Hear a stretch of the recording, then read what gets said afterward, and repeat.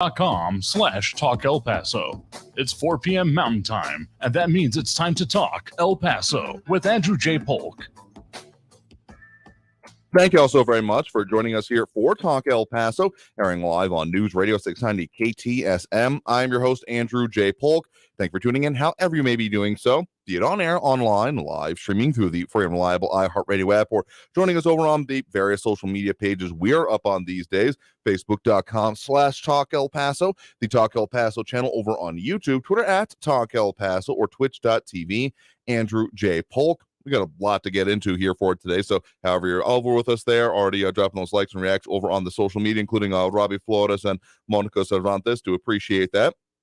Also, one of the better places you can leave your comments throughout the program, if you so choose to do so. Squeaking in there right now, also Flaco Jimenez, do appreciate that. And a lot that we're going to get into here today, including that incident that was just mentioned there at the top of the hour, already hearing a lot of conversation about it. So we're going to be talking about what happened in the, just south of Brownsville, Matamoros. So not exactly in our area, but hitting home for a lot of potential people potentially in our area with the way it happened. Apparently American vehicle being attacked just after getting south of the border. So what is actually going on, what we know so far about that incident, but as well as, we know what that harkens back to, but really delving more into then the border security situations, including a major prosecution happening of those convicted for trafficking in our area. And then all of this kind of culminating in some interesting recent statements, and now a censure that is done for a nearby, and technically within our broadcast area, Texas congressman. So a lot to delve into there in those areas today, but then also some other interesting analysis coming out about what would a city-owned electric utility mean, as well as some other important things of note, and like what the whole Ukraine conflict has meant from some local analysis, particularly military leaders. So jam-packed show. I'll be surprised if we get to exactly all of that, but we'll at least try to give you all the overview as we progress through the show here today. So we have Austin Redfern. Good afternoon to you as well. And Ida Beza Gardner. Hello with the wave. Do appreciate it. As again, demonstrating how you can add your 2 cents throughout the program. So yeah, it's been a busy lead up out of the weekend. I just feel like that's all pretty much how Mondays always end up going. So let's just drive straight into it. As you were, if you were tuned into the top of the hour there, heard in that news update, a apparently case of mistaken identity, but still given our also border community status, raising a lot of questions about, okay, how will this be handled and the state of border security overall. This article title there from our news partners at KFOX 14 I'll be referencing here. 4 Americans kidnapped and missing in Mexico. So we also have Ronaldo Rivera. Hello to you as well over on the social media. So the situation essentially, as it breaks down, at least 3 of 4 Americans who are missing and feared to be kidnapped in Matamoros, Mexico, are from the Lake City area of South Carolina. They are 4 were kidnapped after the FBI said gunmen opened fire on their vehicle Sunday in the northern Mexico border city, Matamoros, of course, right across from Brownsville, Texas. So not in our broadcast area, but given the similarity of some situations, cross-border communities, etc., it does lead to some questions. Now, the FBI San Antonio division said the vehicle came under fire shortly after it entered Mexico. The FBI's office there saying all 4 Americans were placed in a vehicle and taken from the scene by armed men. And the FBI is currently offering a $50,000 reward for the return of the victims and the arrest of the culprits. And some regional reporting has actually now been doing on in the source of the area from those who were among the kidnapped, saying that they grew up in that, again, Lake City area, but are among those kidnapped, and saying that they didn't know why they were targeted. And again, some of the national reporting we're referring to there coming out as cases of mistaken identity, that these were people that were going there for, well, essentially, medical treatment, medical tourism, which is also absolutely a feature we have in this area. So they have the State Department has issued a travel advisory for the whole Tamaulipas state, raised at level 4, do not travel due to crime and kidnapping, and are not commenting any further about it.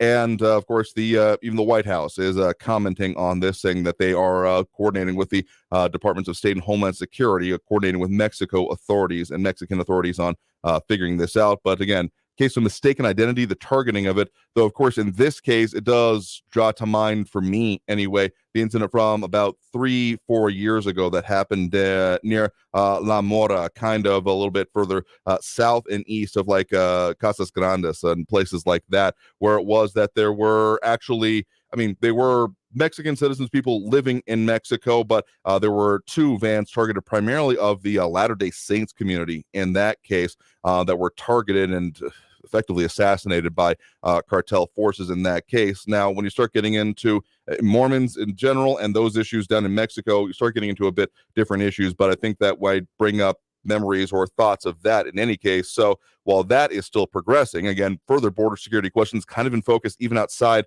of that incident and the callback to it today, including further from our news partners there at KFOX 14, man sentenced in El Paso to 51 months in prison for trafficking fentanyl and cocaine into the U.S. We've often talked about the different interdictions happening, the seizures that have happened, including one last week that I don't think we quite mentioned, but they managed to stuff several pounds of all of these substances and more into the seat of a moped. Like, okay, not happy that anyone's doing that, but I have a begrudging amount of admiration at the ingenuity happening there, but also serves to highlight the difficulties that come with dealing with this whole situation of the smuggling. I mean, there's also been weirder, grosser attempts, but the fact that it's being kind of trying to get it through in a moped, let me just highlight that here for a minute, kind of case in point of the desperation and willingness to try just about anything for smuggling to occur in all areas, but particularly in our area. So the fact that there is the actual prosecution happening of 51 months, 4 years and 3 months for trafficking fentanyl and cocaine to the United States, a 20-year-old man, Eduardo Aldeste Herrera of Ciudad Juarez, attempted to enter the U.S. Isleta port of entry on July 28th of last year, and they've discovered 9 bundles hidden throughout of his car, about 5.8 kilograms of cocaine and about 4.5 kilograms of fentanyl. Herrera is a U.S. citizen and pleaded guilty to 1 count in the 8-count indictment on November 30th. So the fact that they are seeing more prosecutions, actually specifically a message being wanted to be sent by a special agent in charge, Francisco Bibarola of the Homeland Security Investigations El Paso Division, saying, quote, "This sentence sends a warning to drug smugglers that HSI special agents, along with our law enforcement and judicial partners, will work tirelessly to bring justice to those who supply our communities with fentanyl and other deadly drugs, contributing to an already devastating national opioid epidemic." And yeah, I mean, it's pretty seriously, and including U.S. Attorney Jaime Esparza of the Western District of Texas, familiar name to those who've been paying attention for a while near, saying that in this case, quote, "The defendant in this case attempted to smuggle a very large amount of lethal narcotics into our country. We can thank our partner agents at the border for detecting the drugs and thwarting Herrera's efforts." So focusing on this is definitely important. And so a few other comments coming in on this, including John Browson saying, when an American goes into Mexico, you take your chances. There's always been a level of it. I mean, corruption has been a factor that has been discussed ever since I could remember the concept of the border and Juarez growing up kind of thing. And Austin Redfern also saying, "Well, I typed in the words travel advisory in the search bar and all the postings went straight to the 4 Americans kidnapped in Matamoros." So again, not our area, and so maybe wondering why we're discussing this, but the similarities and the issues that come with it are, I mean, I think that I've just had a bunch of people already asking me about that, my thoughts on it, so I thought I'd address it here today, because making sure that I come down hard on it is incredibly important. The idea of this being tolerable or not that strong of a response is completely unacceptable, and that's why I think there even being response from the White House already on this incident today is pretty important, though it does, of course, raise other issues, other concerns, okay, what kind of comes next? And this deals with more, getting closer to El Paso anyway. U.S. Representative Congressman Tony Gonzalez, of course, from the Texas 23rd Congressional District, which is an increasing amount of El Paso County. At the very least, that district now covers the entire eastern border of El Paso County, has made some interesting statements on some of those national level efforts when it comes to border security, but also he is now faced and has been censured by the state party here in Texas. So we'll have to talk more about that, those positions, and how this is breaking down, including some of what he's now calling for terrorist designations when it comes to the cartels and associated organizations. But that's going to take us through that first break of this hour right now. Told you it's going to be a jam-packed show. We've barely gotten through this first issue. Among other things, we got a whole lot more to get into for you here today, including some analysis, interesting enough, that I think would be a good discussion on the aspects and what it would actually take to have a city-owned power utility. along with other perspective from locally involved and current and former commanders of Fort Bliss and other units there on the war in Ukraine. So a lot going on here today. And yeah, James Ratcliffe, yeah, there is definitely a lot going on. So we'll be breaking more of this down as we promised in the announcement post. So stay tuned. More Talk El Paso after this first break of the hour. We got another jam-packed show for you today. So stay tuned. More after this break on News Radio 690 KTSM. Don't go anywhere.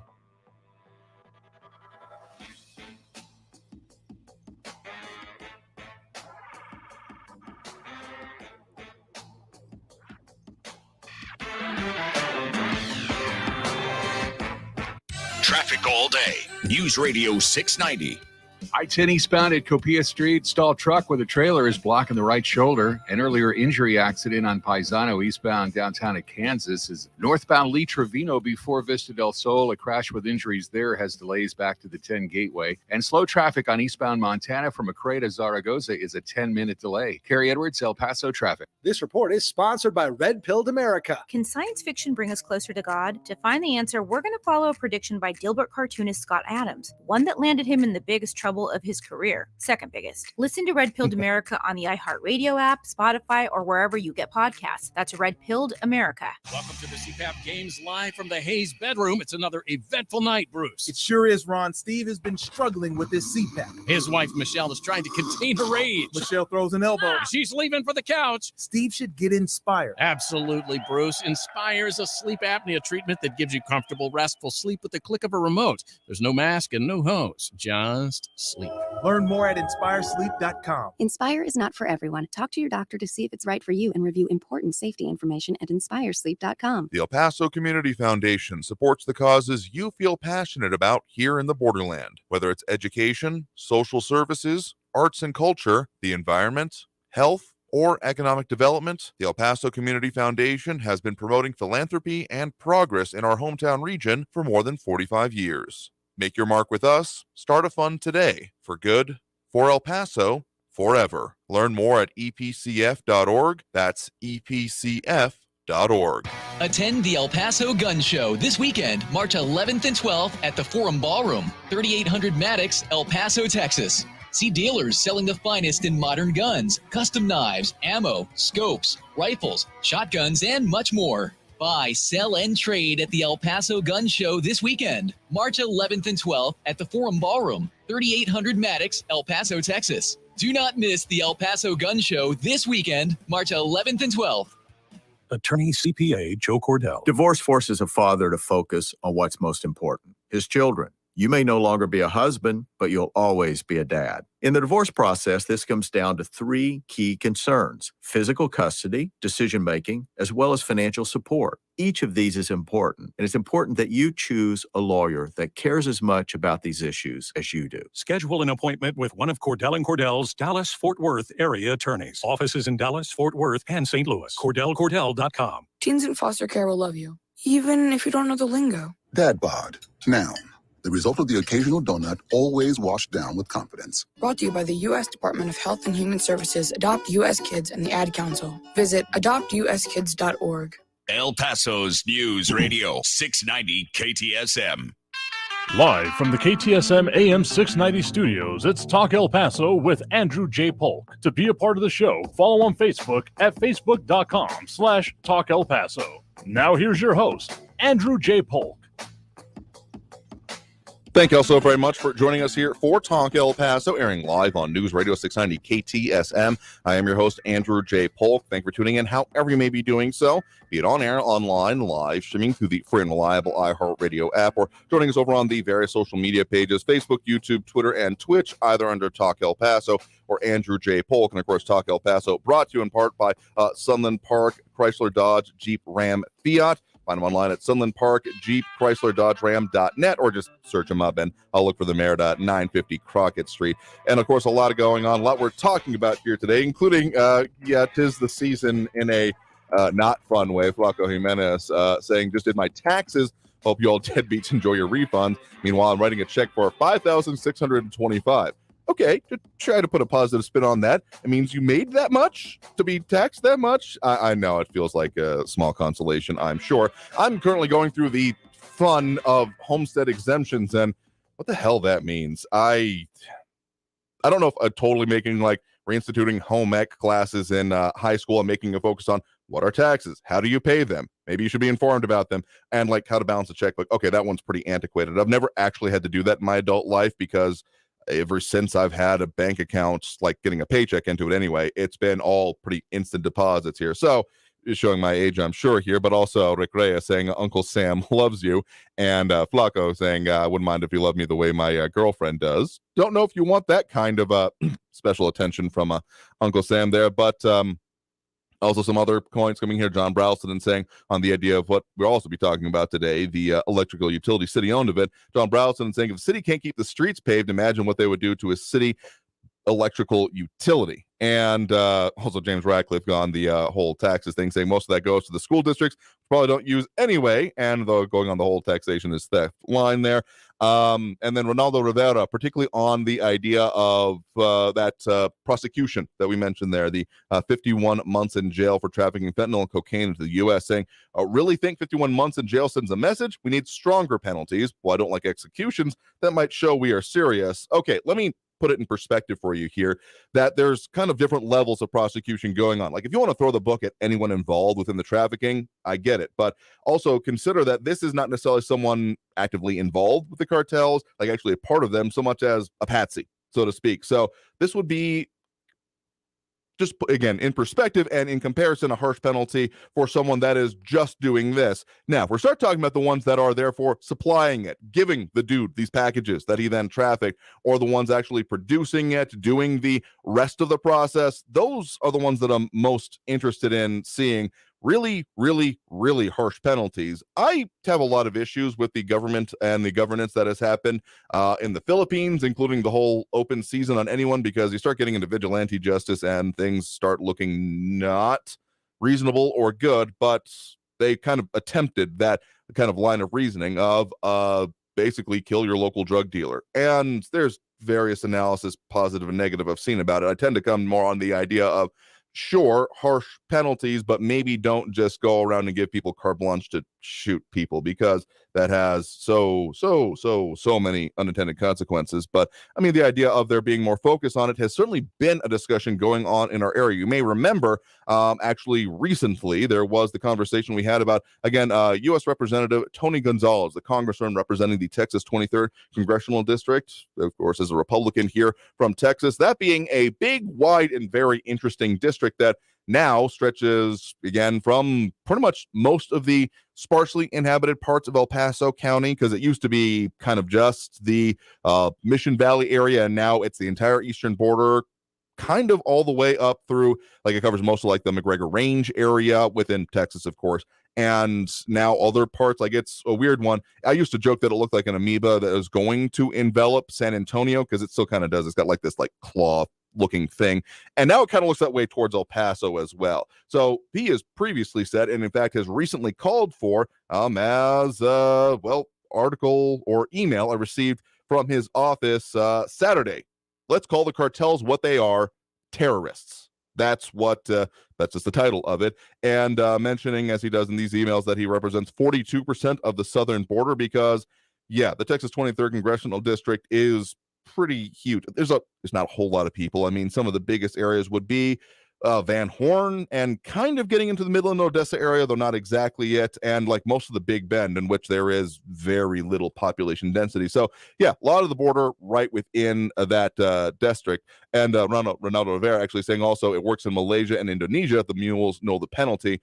Again, say severe ones. I want to say there's been at least a couple of movies even on that point, dramatizing. I think Claire Danes starred in one related to it, where even accidental, or, well, to bring it to kind of the Brittany Griner situation, but as an actual like programmatic, like these are the standard penalties and what we'll do even if on accident, as opposed to mild political prisonership going on there. Anyway, to the point here on Tony Gonzalez, that he has been calling for and has introduced legislation, among other things, such as the Security First Act that would label drug cartels as terrorists and involve more funding and stuff like that. And even a more interesting one, shoot down drones carrying fentanyl over the border, which I would love to see more on the provisions and what that would look like. But I mean, this is kind of a boilerplate a constituent email, or kind of more of a halfway campaign email, because basically anything coming out of a congressperson's office, considering they are elected every couple of years, could be viewed that way. Anyway, he has actually now been voted over this weekend to be censured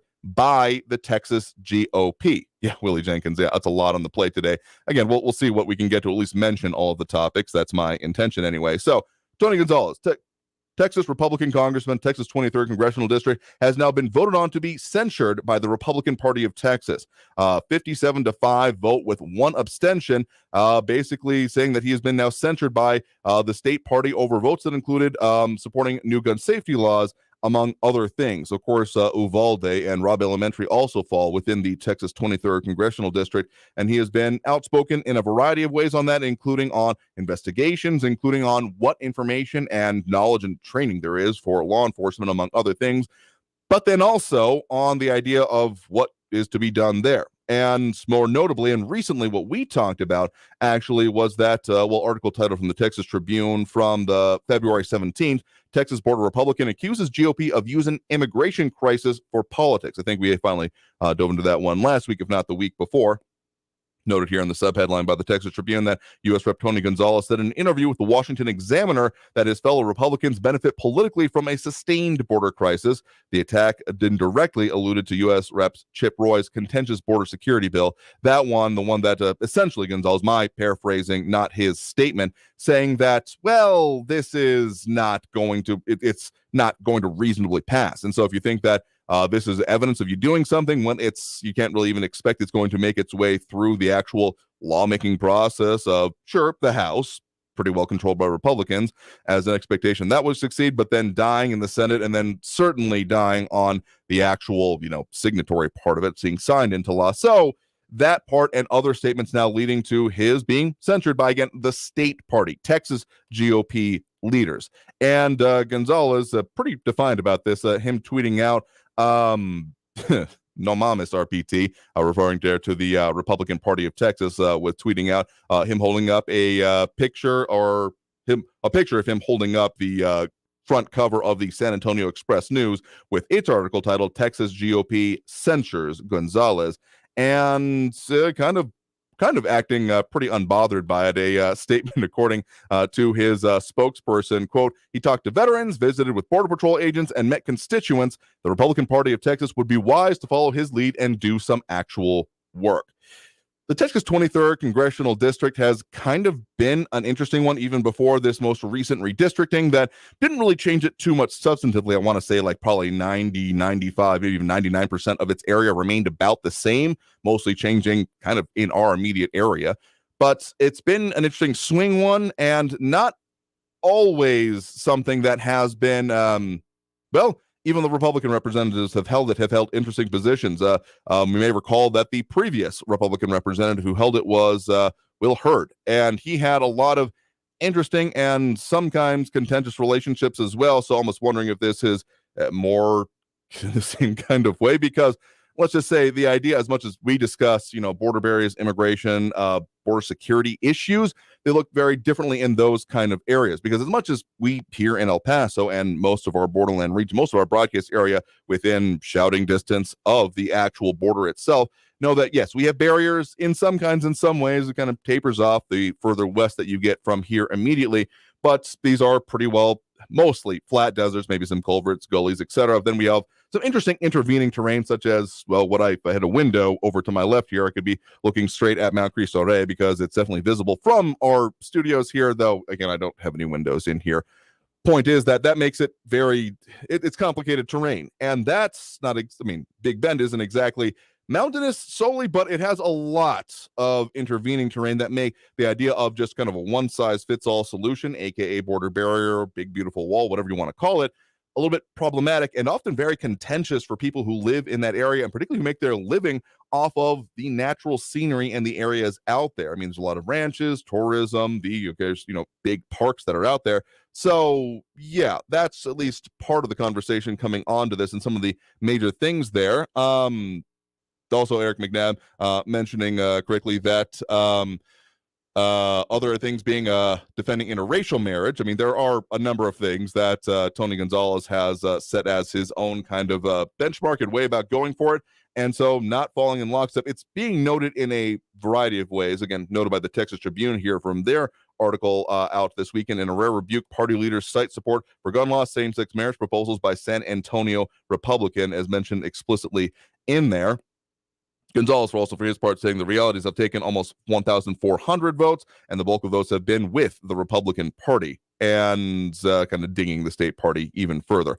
So those are some of the border security, immigration, and swirling situations going on here today, and the, again, national and even statewide debates that are going on to this here. And just to refer to it specifically from Tony Gonzalez's tweet from the middle of last month when it came to those, again, specifically on the Chip Roy bill, saying, quote, anyone who thinks a 3-page anti-immigration bill with 0% chance of getting signed into law is going to solve the border crisis should be buying beachfront property in Arizona. I do believe I read that one at that time there. So there's a whole lot of issues going on with this today. So a lot of focus is, again, when we mentioned right off the top there, the 4 Americans kidnapped and missing in Mexico, apparently becoming out as potentially a case of mistaken identity, but still a lot of focus on from national law enforcement and even to international diplomacy.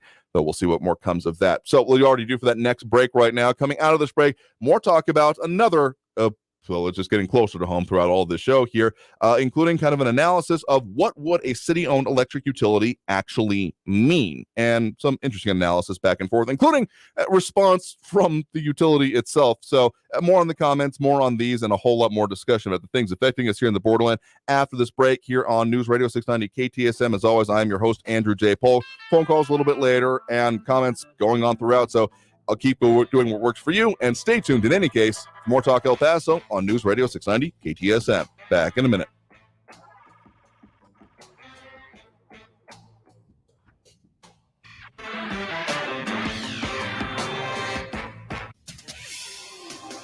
El Paso's News Radio 690 KTSM.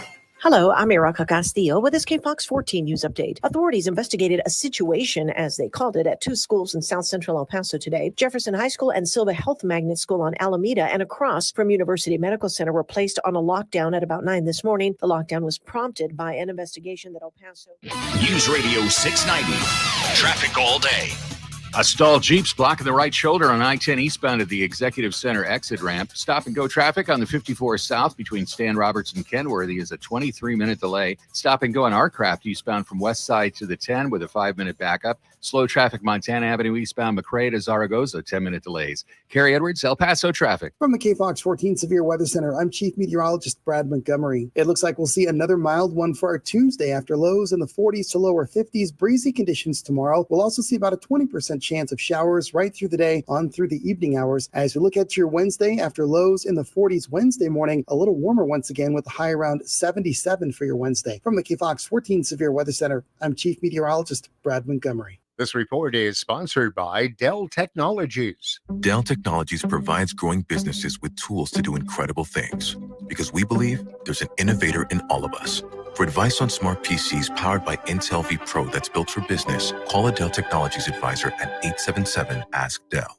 I'm Martin Hoke, the inventor of Navage Nasal Care, and I love Navage. I've told you about how your nose is the body's air filter, that Navage's powered suction will help flush out allergens, viruses, mucus, and germs, and that Navage will help you breathe better. But what do other people say about Navage? Like Josh, quote, after walking around my whole life being a mouth breather, I was excited to try Navage. I read the directions carefully, pressed the button, and oh my gosh, what a sensation. So much mucus, so much crud, but oh sweet, merciful air I can finally breathe you through my nose. Never have I ever taken such an amazing breath in my life. This is a life changer, unquote. He's one of over 100,000 online reviews praising Navage, the all-natural solution trusted by over 3 million people to help you breathe better, sleep deeper, snore less, and stay healthier without drugs. Navage is available at Walmart, CVS, Walgreens, Target, Rite Aid, and online. Navage, N-A-V-A-G-E, clean nose, healthy life. I'm Ben Ferguson. And I'm Ted Cruz. News just broke that it's likely that the COVID-19 virus came from a Chinese lab. But you could have learned that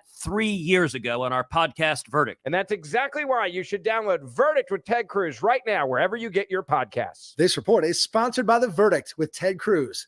Over-the-counter pain medications can be bought without a prescription and are intended to reduce fever and temporarily relieve minor aches and pains. There are two main types of over-the-counter pain medicines, acetaminophen and NSAIDs. Although both types of pain medications treat the same symptoms, they work in different ways and have different risks and benefits. That's why it's important to always read and follow the drug facts label on your medicine. If you have any questions, ask your healthcare professional or pharmacist. News Radio 690 KTSM. Live from the KTSM AM 690 studios, it's Talk El Paso with Andrew J. Polk. To be a part of the show, call 915-544-KTSM or follow on Facebook at facebook.com/Talk El Paso. Now here's your host, Andrew J. Polk. Thank you all so very much for joining us here for Talk El Paso, airing live on News Radio 690 KTSM. I'm your host, Andrew J. Polk. Thank you for tuning in, however you may be doing so, be it on air, online, live streaming through the free and reliable iHeartRadio app, or joining us over on the various social media pages. We are up on these days, facebook.com/Talk El Paso, the Talk El Paso channel over on YouTube, Twitter at Talk El Paso, or twitch.tv, Andrew J. Polk. A lot of comments coming in there. A lot of people dropping those likes and reacts. We appreciate, including Ted Kors, Jerry Hart, James Radcliffe, Ida Beza Gardner, Flaco Jimenez, Robbie Flores, and Monica Cervantes. Willie Jenkins also chiming in, saying we got to hold these political appointees and elected leaders more accountable to the rules of professionalism, linking to Robert's Rules of Order.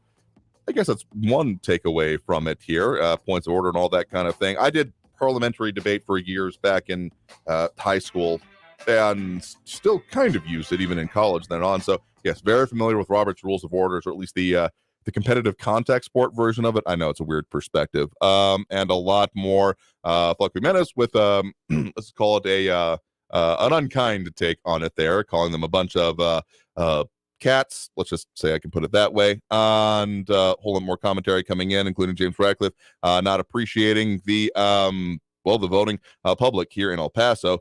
I will say there is at least one Republican who was elected to office here, if I'm not mistaken. I think it was not a major seat. I think it was like a justice of the peace, if I'm not mistaken. Not saying that's not major. Constables, do not come after me. But point is that it's not exactly a majority or anywhere near it here in El Paso.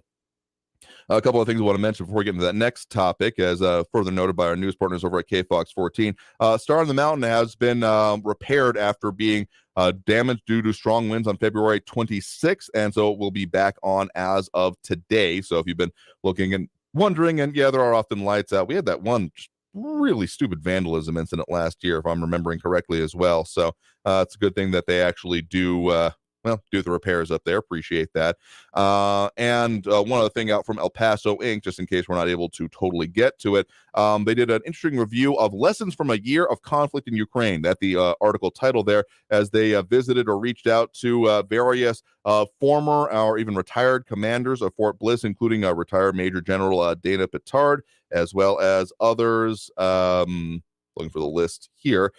Stephen Twitty, retired U.S. Army Lieutenant General, and former commanding general of Fort Bliss, and others, including Colonel Joseph Escondon, again, former involved in leadership over at Fort Bliss, and kind of their perspective on how the progression of the Ukraine war has, lessons learned, so to speak, as the, of course, 1st Armored Division is posted there, and a lot of research, training, etc. happens in there, what kind of has been focused on. And anytime we're seeing a major conflict going on, there's often, if you're not learning from it, you're already losing the next conflict, is the way I think about it. Anyway, one interesting quote I want to pull out there from Dana Petard, then one I definitely agree with, saying the conflict has been going on for 9 years. It began with the Russian invasion of Crimea.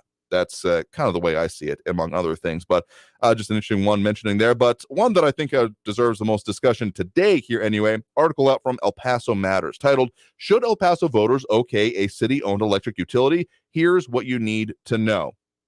Published, again, technically over the weekend by Diego Mendoza Moyers, the author there, breaking down the potential. Again, it's a part of that very lengthy actual item that's going to be on the ballot coming up here in May. Again, check out the timeline for that for epcountyvotes.com. According to that, we are 60 days, 30 hours, and 19 minutes away from Election Day anyway. There is, of course, the actual early voting going to be happening April 24th, so not quite let's call it 2 months away. That's a pretty fair way to say it at the moment. And they don't have the full ordinance or information up over there on the county site just yet, but you can of course find it. There's been the link that we've posted and has been posted a couple of times of getting through to the actual city of El Paso. It's the city municipal clerk actually has the posting of it, and that's what I've read previously. One of those provisions is, of course, under the climate policy charter amendment in order to move towards city ownership of the electrical utility.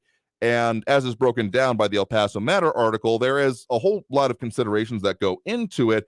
Essentially, kind of the core conceit they put in the first line here: instead of faraway investors, El Paso taxpayers could become the next owners of El Paso Electric. Going on to note, that's if city voters in the May 6th election approve a ballot measure that would introduce a number of climate-related policies into the El Paso City Charter. And quoting from it directly, the portion of, quote, that the city of El Paso, quote, employ all available efforts to convert El Paso Electric to municipal ownership. And there's a whole lot that goes into that. And so they kind of did an interesting breakdown on it, including mentioning the current ownership of El Paso Electric by the Infrastructure Investment Fund, headquartered in New York and managed by J.P. Morgan Chase, as well as many others. And this is one bit of information that I found very interesting, that the utility says it's opposed to any efforts to bring it under the city's control. In a statement, El Paso Electric said converting the utility to a city-owned entity would raise complex legal and regulatory questions over how to divide its assets and what investments the city of El Paso would have to make. Again, further noted by El Paso Matters here, turning El Paso Electric into a municipal utility would produce two utilities, one to serve residents within El Paso city limits and another to serve customers in New Mexico and its Texas service area east of El Paso. Direct quote from El Paso Electric saying, quote, it's not clear how either set of customers could effectively be served since the majority of our power generation resides outside of the city, and El Paso Electric has committed generation and transmission resources to serve our New Mexico customers. They go on further to note that they have a lot of regulatory processes. We've kind of talked about that in the past when it comes to the way rate cases are moved forward with, that there's both the city council has to sign on it, for the most part ends up saying, no, we disagree with it, which then means it goes through several other things, regulatory board, etc. So yeah, there's a lot that comes with that. At least three bodies that I'm aware of, probably more if I went through the full count, that end up having to sign off. And at least the standard procedure, as far as I've been paying attention to these rate cases, is that El Paso Electric proposes a rate increase. City council says no, because if their constituents found out that they said, oh yeah, no, you can pay for more electricity, they would be unhappy. Then it goes through these other bodies that may say yes or no or demand other things. It ends up going to a court case, but more like mediation. Like, it's not like a courtroom drama or anything like that. And it ends up coming out in the long term about half of the initial amount. So at a certain point, you can start planning on, okay, it becomes logic. Like, if you want a puppy, ask for a pony first, and it'll seem reasonable in comparison. So I think I don't think it totally works like that, but that's the kind of easy analogy that ends up coming to mind for me. So the process, even if this were to be voted on and moved towards, noted by El Paso Matters, that this would take a long time and potentially billions of dollars, because we're talking about actually like buying it. Not necessarily, I want to kind of make a stark distinction between the idea of ownership and then actual like running management of it. City spokesman Laura Cruz Acosta says that the city has not previously done a formal study on what it would take to make El Paso Electric a municipal owned utility. But there are other organizations, other actual, essentially groups. El Paso Matters has comment from Ursula Shriver, vice president of the American Public Power Association, which advocates for city-owned utilities. And she's quoted as saying, quote, right now, a lot of interest in municipal utilities because of environmental reasons. People want more access to renewables, and the incumbent utility isn't providing the service that they want. So that's kind of a interesting perspective. And yeah, the fact that this would take years and a lot of time, given the fact that we've also seen some very interesting about faces recently, particularly when it comes to, okay, not exactly the city manager form of government, but I mean, of course, the city manager itself, that of, Tommy Gonzalez getting the extendedly drawn out boot. Or what, 120 some odd, 100 and like teens days left, late June, early July is the time frame we're looking at there. And so making that actually work and happen, and that being proceeding through. Again, there's some stinging suspicion I have that this may be leading up towards changes, differences, or at the very least, starkly different contracts going. That's kind of the low end of expectations of what this action might mean. Of a kind of a this other contract that, again, the current and outgoing city manager negotiated was not politically viable, and so a new one will have maybe different terms with it. That's kind of the low end I expect, though it could be read, since there hasn't been a whole lot of other exact reasoning why. There's a whole lot of nebulousness around this that is kind of making it rife for speculation, which is not necessarily always a good thing, because they keep just saying, well, it's a personnel matter. And there has been some implication that I've seen that actually outlaying a cause or a reason even might put it, the city, that is, into potential legal hot water, which I'm not sure I totally buy. But the concept of that, them exercising that clause for firing without cause by essentially saying a cause, even if it's we wanted to take a different direction or anything stronger than that, frankly, may lead to further legal complications. Again, I'm not saying I buy that. I'm just saying that seems to be some of the pervasive reasoning being put out so far. At least, again, speculation is the best we've got there right now, even though there have been a lot of input from the representatives that were on the no side of that vote, the for side of that 5-4 vote that Mayor Oscar Leisure was the tie-breaking one of, in order to actually have that firing of the city manager, or notice of intent to terminate, if you want to get technical with it, actually end up happening. But yeah, the actual process of doing it and offering a lot of concessions. El Paso Matters does note that an example that happened in Boulders, Colorado, that went through its own process to purchase the local electric power system from investor-owned Xcel Energy, XCEL, and that Boulder ultimately re-signed its franchise agreement with Xcel, but only after the utility, quote, offered a lot of concessions. And so the idea of El Paso Electric potentially being bought, and really the cost here, let's just put the rubber hitting the road moment. As noted by El Paso Matters, El Paso Electric has said that its system today is worth somewhere around $8 billion. And an El Paso Chamber Commission study on potential impacts of the climate charter policies that the city would have to pay $9 billion in order to acquire the actual utility. And of course, estimates change here. It's noted further that that fund that now owns El Paso Electric bought El Paso Electric for about $4.3 billion in 2020. But of course, it's not exactly necessarily for sale. So if the phrase that comes to mind is, if money is no object, anything is possible. But you got to remember that first part of that phrase, if money is no object. And I've yet to meet anyone or any entity that lasts very long anyway, that actually has money as no object. If I met someone that was just throwing away money like it was going out of style, I wouldn't be doing this anymore. I would just be there picking up said money. Anyway, point is that the other concerns that also come into there about what it would be on the average kilowatt per hour, and the costs that come with that, along with the actual, aspirational goals that could come from this. The kind of, it's not just buying the utility and the city running it. There are, of course, implications within the climate policy of that proposed charter amendment that would involve how they generate power. That are some of the questions El Paso Electric brought up. So this is so much to say, kind of in summary, not simple, not fast. So if it's something that really is wanting to be focused on, better make damn sure we're focused on it and that it's continued through. Now, the fact that this wasn't even just going to be a not just like an ordinance or a hey, let's do this, but a charter amendment is certainly a little bit more than. But again, maybe there are some shifting priorities going on already that would make this a little bit more questionable in my mind.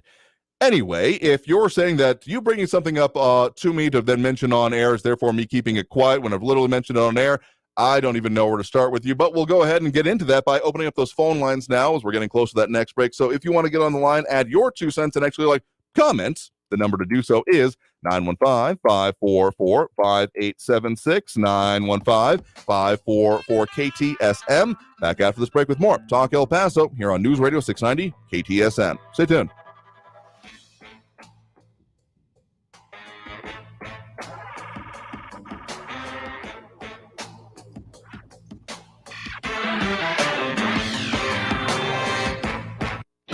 Traffic all day.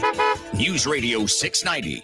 Seeing slow traffic on the 54 southbound Stan Roberts down to Kenworthy is a 17-minute delay. Stop and go on Artcraft eastbound from West Side over to the 10 Gateway with an 8-minute backup. Stalled Jeep is blocking the right shoulder, I-10 eastbound at Executive Center exit ramp. And there's an accident reported eastbound Montwood Drive at Lee Trevino. Carrie Edwards, El Paso traffic. This report is sponsored by Brake Masters. It doesn't matter what you drive, it's how you get there. Brake Masters doesn't care. We've seen it all and fixed it all. Get your vehicle in Brake Master shape today. Download coupons and schedule an appointment from your smartphone. Brake Masters. We give you an honest break. Finding great people to hire is like trying to find a needle in a haystack. It's pretty difficult, right? Well, ZipRecruiter has mastered finding a needle in a haystack, so they take it to the next level.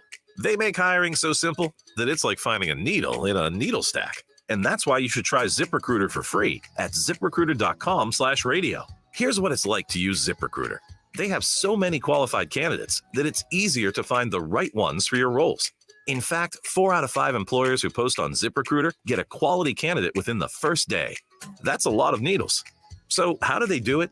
ZipRecruiter's powerful technology sends you candidates who are a great match for your job, and you can even invite your top choices to apply. So if you want less hay and more needles, head to ZipRecruiter. And right now, you can try ZipRecruiter for free. That's right, free at ZipRecruiter.com/radio. That's ZipRecruiter.com/RADIO. ZipRecruiter.com/radio. ZipRecruiter, the smartest way to hire. Let's face it, credit cards are pretty much a necessity. New tires for the car? Here's my card. I order takeout, here's my card. And most of us just accept the high interest rates credit cards charge as a necessary evil. What are you going to do?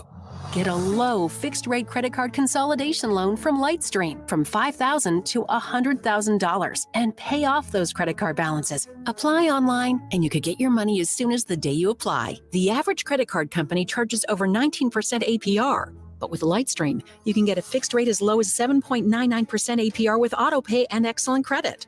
Now I can pay off my high-interest credit cards and save money with a much lower rate. Apply today at lightstream.com/radio and get an additional interest rate discount. That's lightstream.com/radio. Lightstream.com/radio. Subject to credit approval. Rates range from 7.99% APR to 23.99% APR and includes 0.5% autopay discount. Lowest rate requires excellent credit. Terms and conditions apply and offers are subject to change without notice. Visit lightstream.com/radio for more information. What would you do to save a life? For Charles Jackson French, swimming through shark-infested waters. Be sure to catch this week's edition of Our American Stories on the iHeartRadio app, Apple Podcasts, or wherever you get your podcasts. Rosetta Stone, where language is learned. RosettaStone.com. News Radio 690 KTSM El Paso.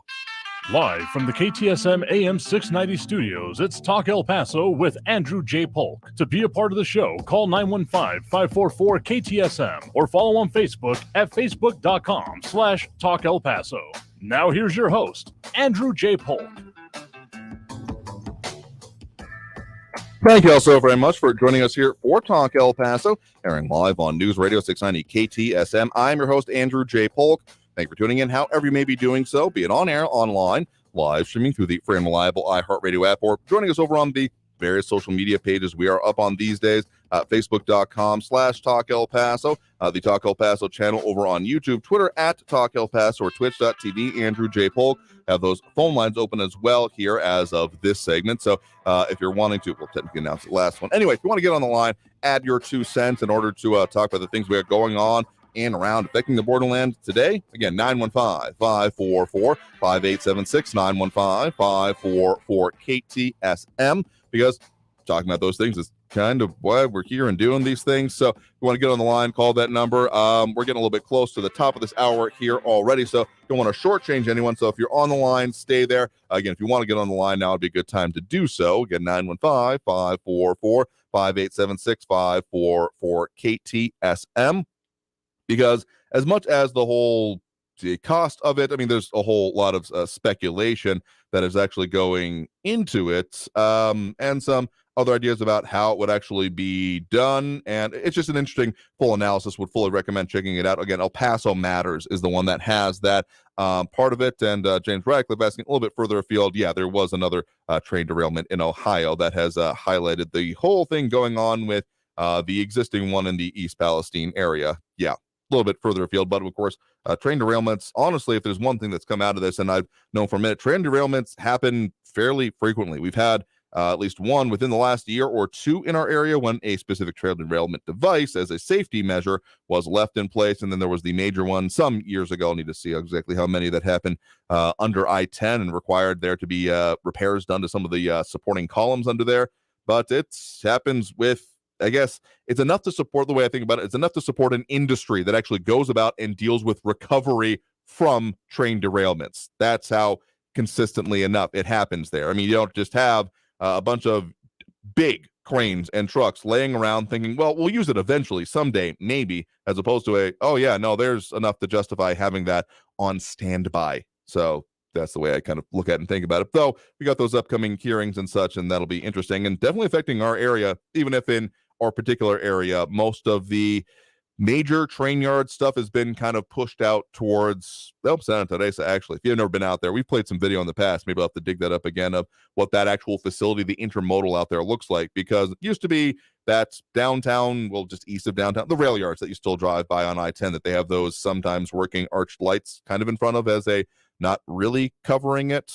Anyway, that's where that would have happened, but now it's all pushed out there. So if any other incidents happening, like even just a simple skipping of the tracks, we don't really see it that much in this immediate area anymore. So let's go ahead and take that next break, get to the top of the hour, and get to more of those phone calls starting in the second hour of the program here. Again, that number to call is 915-544-5876, 915-544-KTSM. Back after this break with more Talk El Paso here on News Radio 690 KTSM. Stay tuned.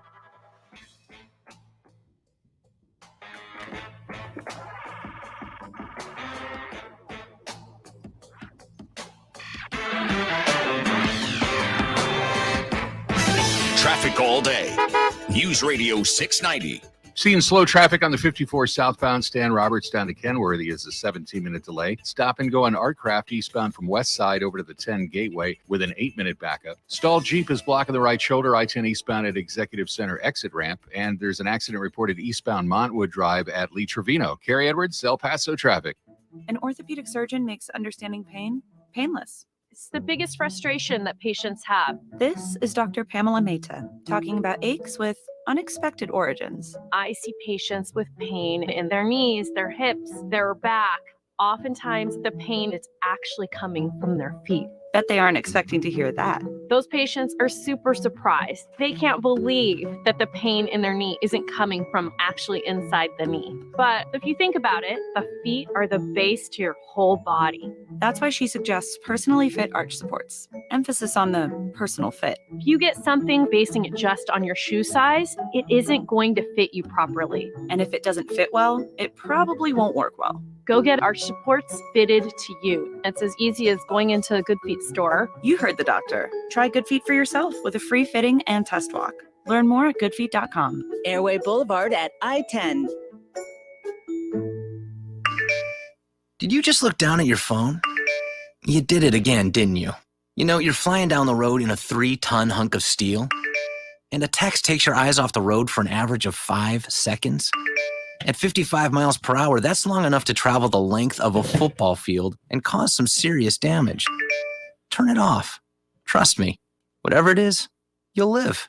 Learn more at stoptextsstopwrecks.org. Brought to you by the Ad Council and the National Highway Traffic Safety Administration. Children who grow up in poverty are part of a destructive cycle. At Child Fund International, we find this unacceptable. In 25 countries, we are vigorously fighting poverty and improving the lives of children and their families. Learn more at childfund.org.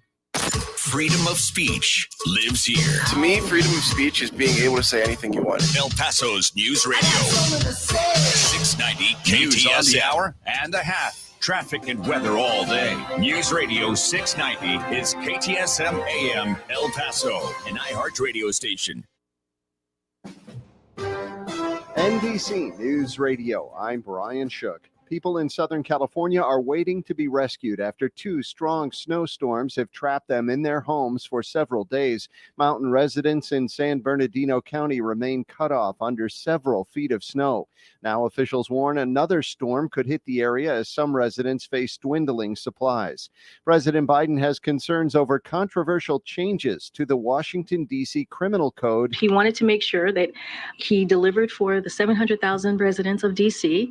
in a way that was protecting the residents here. White House Press Secretary Karine Jean-Pierre says that's why the president plans to sign a bill moving through Congress that would overturn the changes. The revisions put forward by the D.C. Council over the mayor's objections reduce the maximum penalties for crimes like carjackings and robberies at a time when critics say crime is out of control. Norfolk Southern says they'll be paying millions to Pennsylvania fire companies and businesses affected by the East Palestine train derailment last month.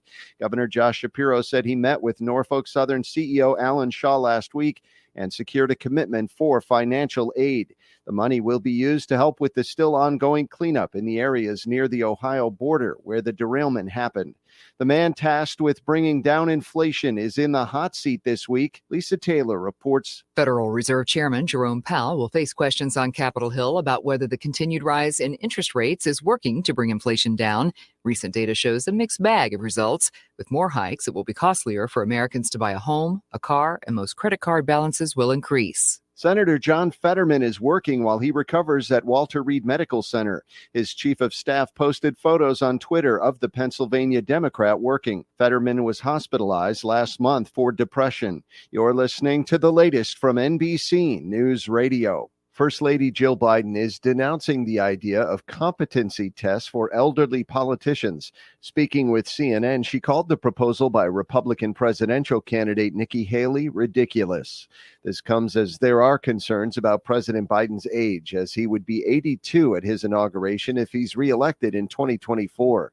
The First Lady went on to say she and the president would never even discuss a competency test.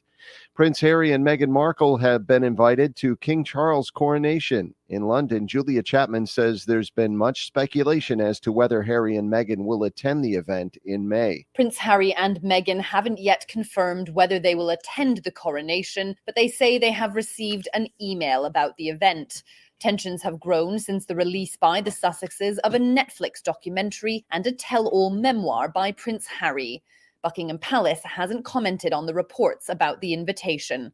More than 2,000 guests are expected to be invited to Westminster Abbey for the coronation on May 6th. A cannabis conference will be held next Wednesday in New Jersey. It'll be at the Doubletree Hotel at Newark Airport. It's being billed as the biggest and most important marijuana business conference held yet in New Jersey. More than 40 vendors and 29 speakers will be there with everything we're told that you need to know about succeeding in operating a legal weed enterprise in the Garden State. The event will cover government services, the application process, and compliance. I'm Sarah Lee Kessler. A University of South Florida employee is trying to set a world record.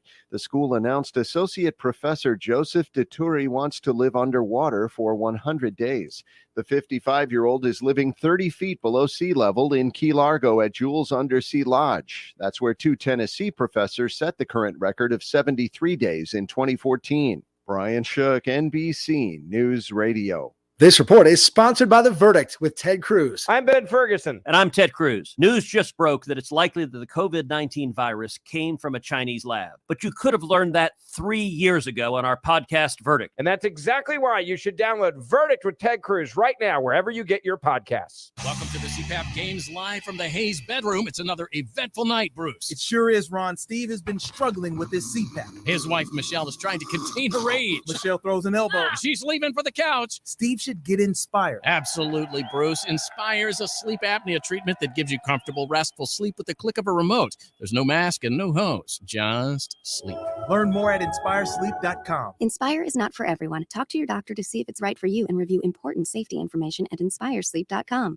Welcome to Pray.com's Relentless Hope Podcast, a show that will help you love your life, lead with purpose, and leave a legacy of helping others. God can do anything, and he took this girl from deep, deep pain to true joy and true freedom. Listen to Pray.com's Relentless Hope on the iHeartRadio app or wherever you get your podcasts. Wake up and text. Text and eat. Text and meet up with a friend you haven't seen in forever. Hi. Oh, hey. Text and complain that they're on their phone the whole time. Text and listen to them complain that you're on your phone the whole time. Text and whatever. But when you get behind the wheel, give your phone to a passenger. Put it in the glove box. Just don't text and drive. Visit StopTextsStopWrecks.org. A message from NHTSA and the Ad Council. I adopted Bento in 2010 from a shelter. A lot of people know him as Keyboard Cat. That's just one adoption story that started at a shelter. Visit theshelterpetproject.org to find a pet near you. Brought to you by Maddie's Fund, the Humane Society of the United States, and the Ad Council. El Paso's News Radio 690 KTSM.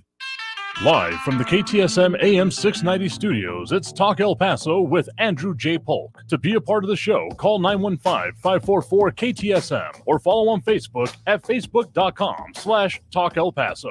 Now here's your host, Andrew J. Polk.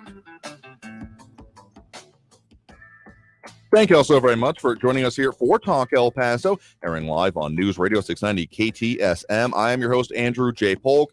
Thank you for tuning in, however you may be doing so, be it on air, online, live, streaming through the free and reliable iHeartRadio app, or joining us over on the various social media pages we're up on these days, facebook.com/Talk El Paso, more or less the main one, but also YouTube, Twitter, and Twitch.tv, either under Talk El Paso or Andrew J. Polk. A lot of comments coming in there, a lot of people dropping those likes and react here already, including James Holmes, Angel Rueda, Ted Kors, Jerry Hart, James Radcliffe, Ida Beza, Gardner Flacco, Jimenez, Robbie Flores, and Monica Cervantes. And well, honestly, I'm always given life by the comments there, but sometimes I'm just, okay, I didn't even know about that. Angel Rueda saying interesting facts past the 9 miles of train tracks Andrew was talking about. Side note for me, the intermodal that they got out there today. So we're continuing on with his statement that past that 9 miles of tracks is you can find Aden Crater, where a dinosaur-era sloth with fur intact was found. It used to be an exhibit at the Smithsonian. So I'd been out previously to the Kilburns Hole area, hiked all around those back in my scout days, that kind of thing.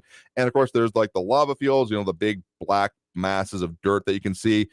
You can't quite see it if you're going like I-10 west of Las Cruces, but eventually figure out your way out there. I hadn't heard that there was a giant sloth that was found out there, but UTEP, the UTEP Museum actually has some notes about how it was indeed found out there. In fact, found in the late 1920s by Boy Scouts exploring an extinct fumarole in southern New Mexico's Aden Crater volcanic field. So, and they even found some elimination from the sloth, giving some details on what its last meal was. So that's a new one to me. So thanks for sharing that knowledge. You learn something new every day. Anyway, a lot of stuff we're talking about here today, even beyond sloth feces, and discussing that is affecting us here in the borderland, including, of course, what is going on with those various border security and immigration issues, how those, among other things, contributing to a censure of a Texas Republican congressman by the Republican Party of Texas, as well as just a whole lot. And that discussion of the El Paso Matters article on what it would actually take to buy the utility. And this one was, and I want to make sure I get to this before we get back to those phone lines now, is that an actual note about past acquisition attempts that in the 90s, the city of Las Cruces voted to form their own utility and purchase El Paso electric assets within the city limits. This from El Paso Matters article from today entitled, "Should El Paso voters okay a city-owned electric utility? Here's what you need to know." And long story short, El Paso Electric didn't sell. There was a referendum choosing to municipalize the property, but after a decade of costly legal wrangling, Las Cruces dropped the effort and re-signed its franchise agreement with El Paso Electric. So not saying that it's going to be exactly the same, but to say that it would be a simple process would not be genuine in my mind. So let's get to those phone lines now. Again, that number to call is 915-544-5876, 544-KTSM. And we do have Ben on the east side on the line with us here right now. Ben, thanks for joining us. Yeah, Andrew, you guys were talking about Tony Gonzalez and everything. What's kind of interesting about him is that before the election, this last election in November, whenever I tried to call him before the election, I was always able to get a staff member or somebody to talk to me about his stance on certain things and everything. Okay. After the election, all I get is a recording saying, "Leave a message." Okay. And so I'm not real, if he is listening to this, I wish he would allow his constituents to talk to him. The other thing is that his liberty score, conservative liberty score, was F. Okay. He got 58%. Sort of another rhino that we've elected. And that's one of the big reasons why we've got the situation that we've got in the United States right now, is because a lot of the Republicans who are say they're conservative are far from that. I will just add the note that Texas 23rd Congressional District, even before and probably now even more so since the redistricting, again, didn't change it too significantly, except when you start talking about El Paso County specifically. It has a lot more of El Paso County than it used to, but it's been an interesting district in that it's been one that's been very hard to hold on to. So the way positions are made and things are kind of stated for it are a little bit different. It has its own unique challenges, being a just geographically huge. I think it's bigger than a number of states. I mean, definitely bigger than Rhode Island, but some of those other, like, Northeast states, it has a size over advantage of, and it's one constituent. So in the past, it has been kind of a bit of a swing district in that it's really easy to kind of mount an insurgent campaign of just trying to find those dissatisfaction and leverage them into flipping that seat one way or the other. It's happened at least a handful of times, even just in my tenure and time and paying attention to that. So I think that probably plays in a bit when it comes to the choosing of positions and dealing with it and stating of them. So I wonder if it's going to serve the state party of Texas anyway well to have kind of focused on this, because again, there has been a recent other Republican, Will Hurd, that comes to mind, that had, I guess, kind of, I don't remember if he was actually censured or not, but similar types of disagreements and kind of butting heads with the state and even national party.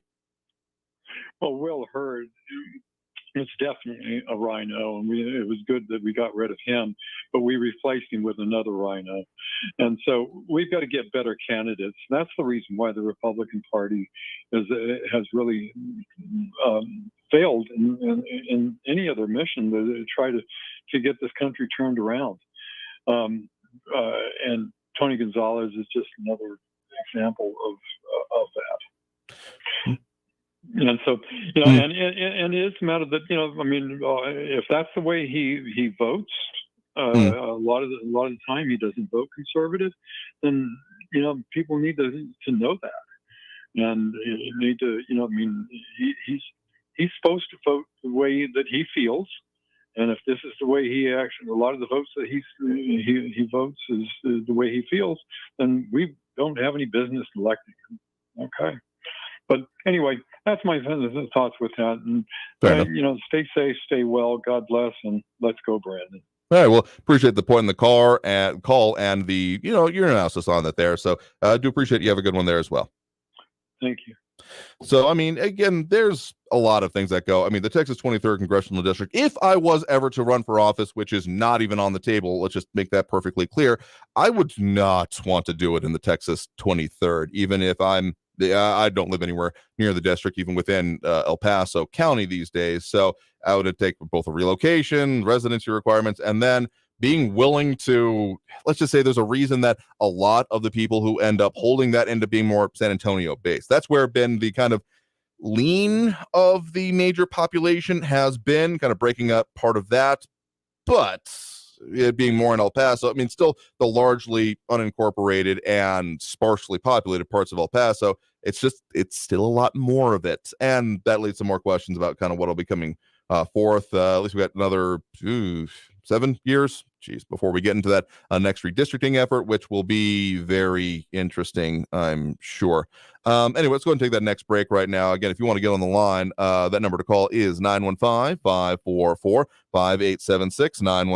915-544-KTSM. If you're on the line, stay there. Again, if you want to get on the line, that's the number to do so as we talk about the things that affect us here in the borderland. So back after this break with more here on News Radio 690 KTSM. Stay tuned.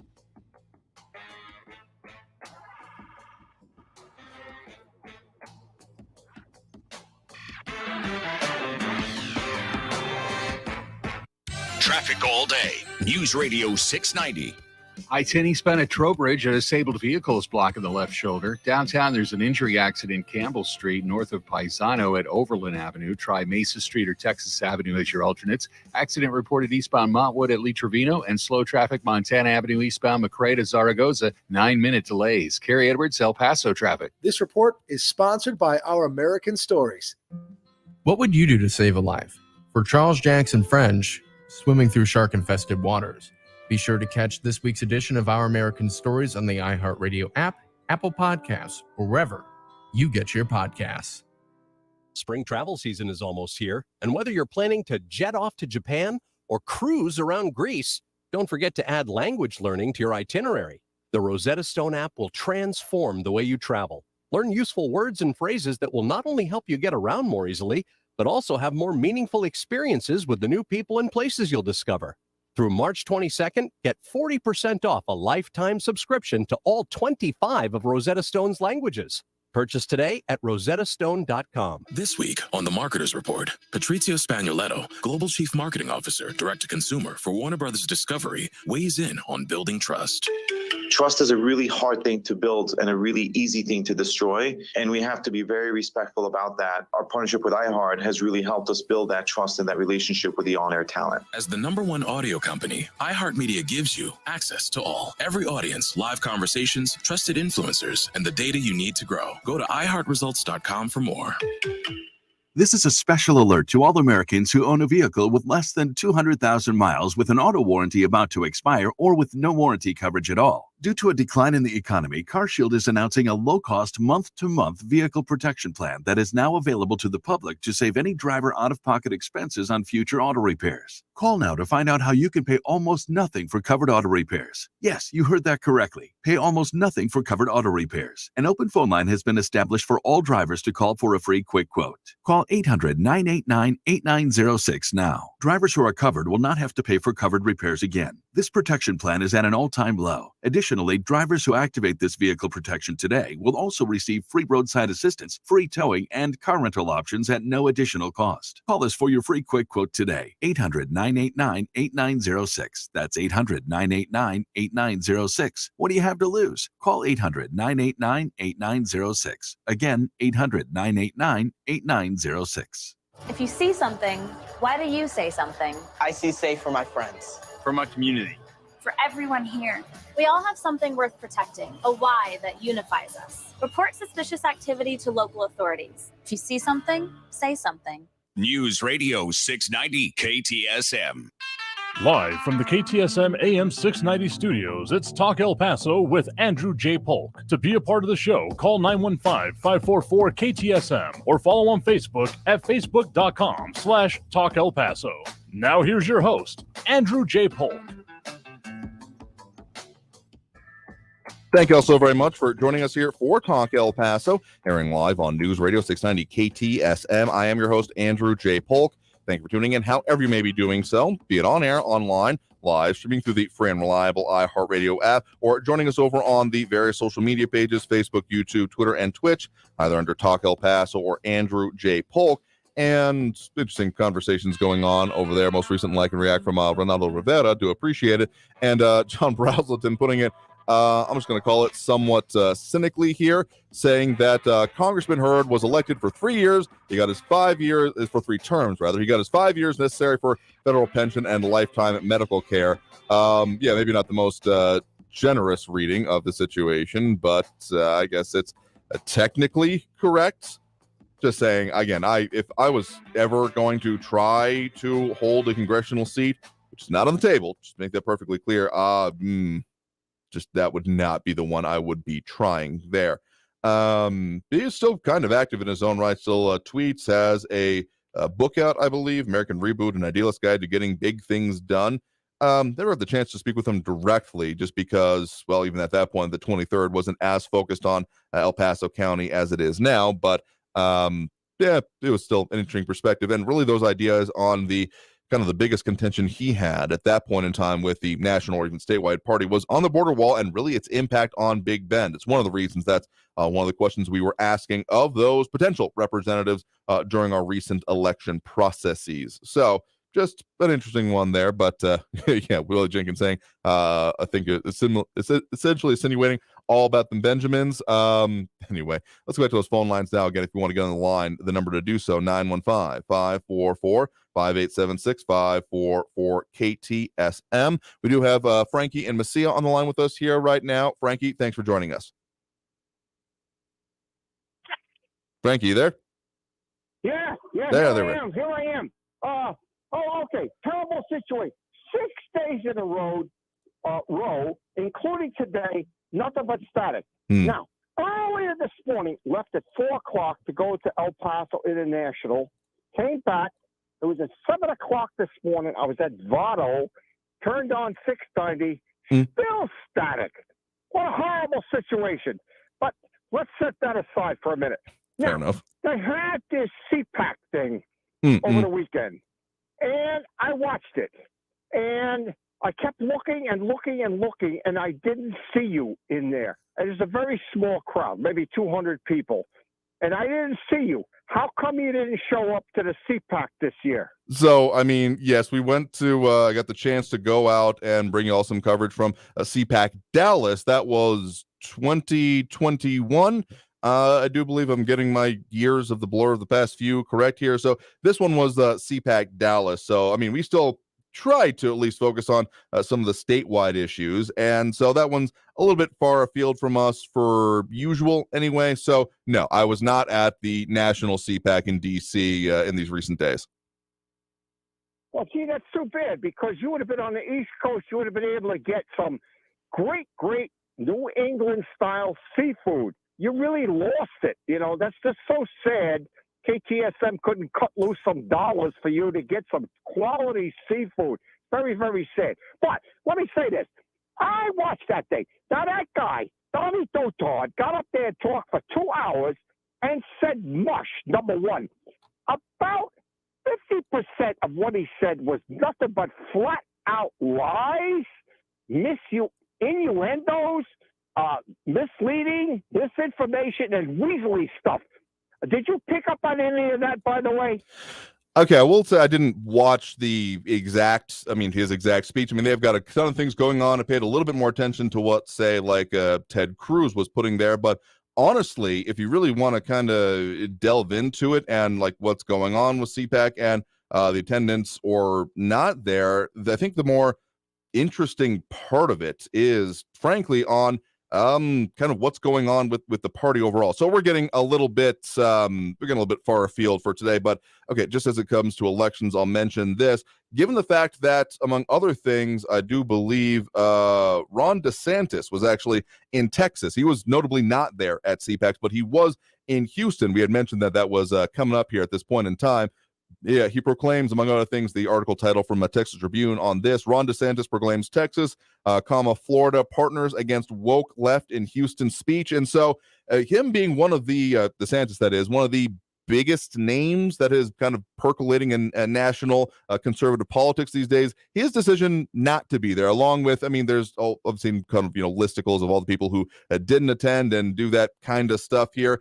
That's wondering about maybe some of the influence or really the decision to relocate, because my understanding is that CPAC, the more national one, as opposed to just the Texas one, was previously in Florida. So the decision to go to DC may have been a tactical mistake for them. But also the idea that CPAC was, for the longest time, kind of on the outside, shouting into the more mainstream party and that part of it. But now it largely, particularly since 2016, has kind of become the, maybe not the core, but a very central component of the party, that the whole kind of outsider status doesn't really fly anymore. And now that we're seeing this kind of battle for the soul of the party, it's been put somewhat aggrandized by some, that actually, well, these people not going into it is pretty significant, because it's not necessarily like, oh, the influence is waning, but it has been rather subsumed by the rest of the party. Well, you're right. And the biggest thing about you said, the Ron DeSantis, other heavyweights did not show up because obviously they looked at the tea leaves and and by the way, this does impact locally here. I mean, it does sure. impact us, because if these nut jobs get back in, we're going to be in deep doo-doo. So the point is, these heavyweights did not show up for the obvious reasons, because they didn't want to insult themselves or insult their followers or whatever the story is on that kind of thing, But I mean, it's insanity, Andrew. I mean, this whole CPAC thing and everybody trying to still stay on the Donnie Dotard shtick is absolutely insane. And that's my rant for the day. I get what you're saying, and again, it could be a lot read into that. I mean, a further argument could be that CPAC was, firmly Trump territory. So if this would be maybe evidence of a potentially greater rift nationally, in any case, when it comes to those electoral politics, I think counting out the former president in any significant way at this point in time would be a mistake. We got a lot of time and a lot of potential and a lot of electioneering, campaigning, etc. going on before we even get into the primaries leading up to 2024. So saying like, oh no, it's done and over with would be a mistake in my mind, because there was kind of constant misunderstandings of both the draw, appeal, and power of the former president when it came to his ability to get into office, and just saying, no, there were so many people that I spoke with, both personally and even professionally at that point in time, being like, it's a sideshow, it'll go away, that were left picking their jaws up off the floor when it came to 2016.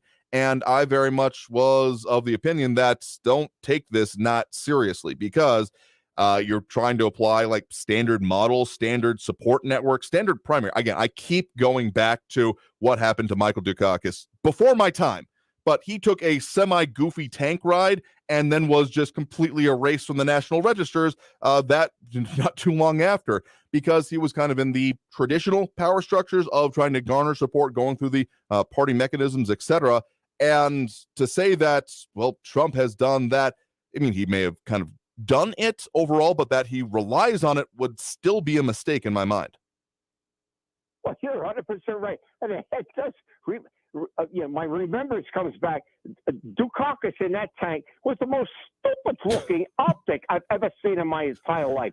The poor guy, I don't know what happened, but that was it for him. He was dead and done.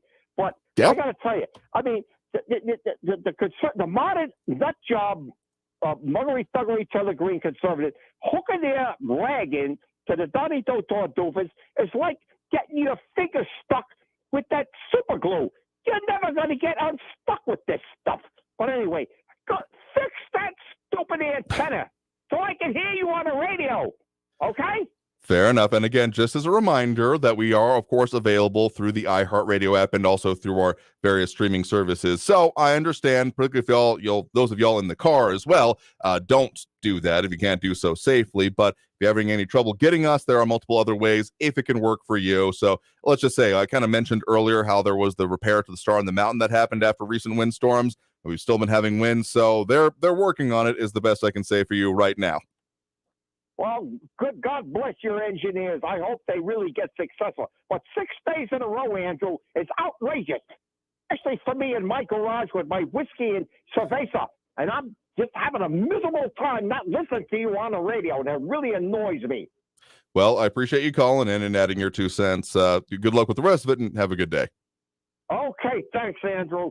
All right, and with that, let's go ahead and take that next break right now. Coming out of this, I'll have more calls, more commenters, and more of the stuff that is Marky Mentingo suggesting getting Wi-Fi. Again, I won't knock anyone for having a preferred or not way of tuning into the show, but there are a lot of ways we make it available for that reason. So let's go ahead and take that break. Of course, you are tuned into Talk El Paso, airing live on News Radio 690 KTSM. I am your host, Andrew J. Polk. That phone number again, 915-544-5876, 915-544-KTSM. Back after this break with more Talk El Paso here on News Radio 690 KTSM. Stay tuned.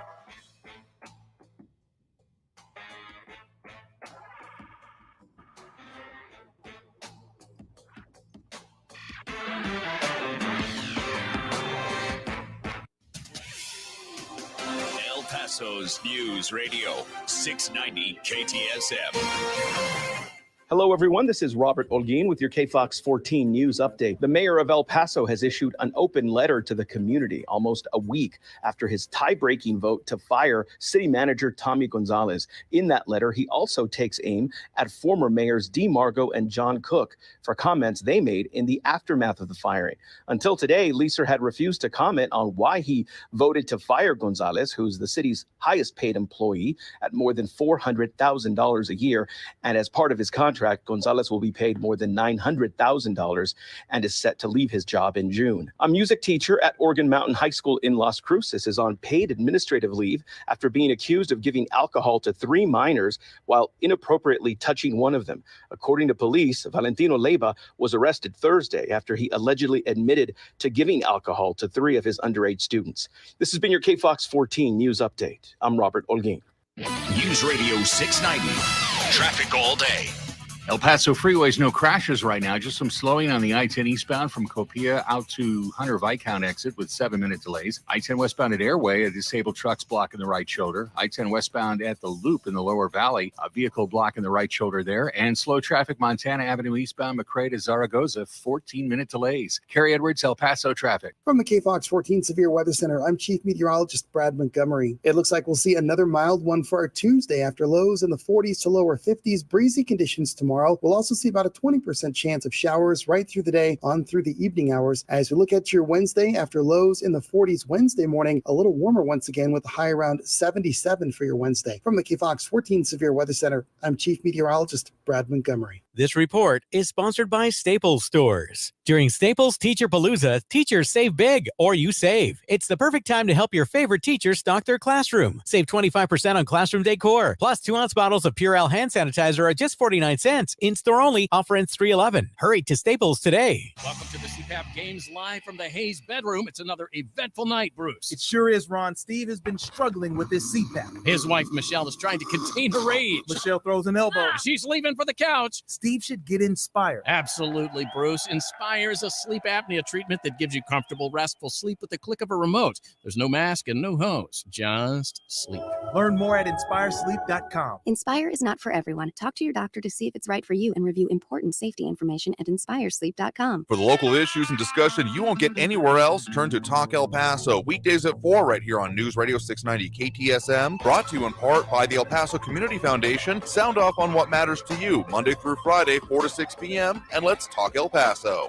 Attend the El Paso Gun Show this weekend, March 11th and 12th at the Forum Ballroom, 3800 Maddox, El Paso, Texas. See dealers selling the finest in modern guns, custom knives, ammo, scopes, rifles, shotguns, and much more. Buy, sell, and trade at the El Paso Gun Show this weekend, March 11th and 12th at the Forum Ballroom, 3800 Maddox, El Paso, Texas. Do not miss the El Paso Gun Show this weekend, March 11th and 12th. How do you save someone from a snake bite? Well, you milk a snake, of course. We'll have the story of a man who does. Be sure to catch this week's edition of Our American Stories on the iHeartRadio app, Apple Podcasts, or wherever you get your podcasts. This report is sponsored by Our American Stories. Hey, hon, what you doing with your phone? Do flowers have best friends? I don't know. Hey, look. Whoa. Some answers can only be found in nature. Discover the unsearchable. Visit discovertheforest.org to find a trail near you. Brought to you by the United States Forest Service and the Ad Council. News Radio 690 KTSM El Paso. Live from the KTSM AM 690 studios, it's Talk El Paso with Andrew J. Polk. To be a part of the show, call 915-544-KTSM or follow on Facebook at facebook.com/Talk El Paso. Now here's your host, Andrew J. Polk. Thank you all so very much for joining us here for Talk El Paso, airing live on News Radio 690 KTSM. I'm your host, Andrew J. Polk. Thank you for tuning in, however you may be doing so, be it on air, online, live, streaming through the free and reliable iHeartRadio app, or joining us over on the various social media pages. We're up on these days, Facebook, YouTube, Twitter, and Twitch, either under Talk El Paso or Andrew J. Polk. And kind of as a case in point there, if you are wanting to discuss different topics, subjects here. I mean, we usually try to put the, more nationally focused things, electrical elections, the upcoming 2024 outside of the kind of broadcast area. The Fridays here, but even if you want to disagree with me or bring up other issues, you can do so. Just actually talk about the issues. All you're here to hear is how to say how everyone who disagrees with you is an awful person who should be condemned to the deepest pits of hell and is just the worst names you can possibly imagine.